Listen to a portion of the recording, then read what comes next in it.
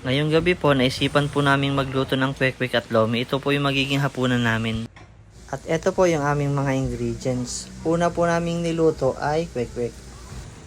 Ilang araw na po kasi namin gustong kumain ng kwek-kwek, kaya naisipan na lang po naming magluto.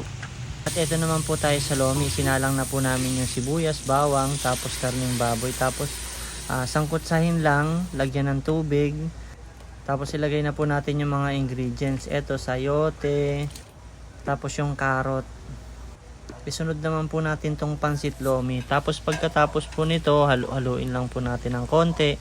Isunod na po natin ilagay itong repolyo. Tapos lagyan rin po natin ng paminta. Tapos pampalasang asin. Isunod na po natin tong cornstarch para medyo lumapot po siya. Haluin lang po natin ng konti ulit. Tapos antayin nating maluto na. Eto na po. Nagprito na rin pala po kami ng kikiam at saka squid ball pan-toppings niya. Gumawa rin pala po kami ng suka na sausawan, sibuyas, bawang, asukal, tapos asin. Tapos lagyan lang po ng konting tubig. At eto po, kainan na po. Kain po tayo ng hapunan.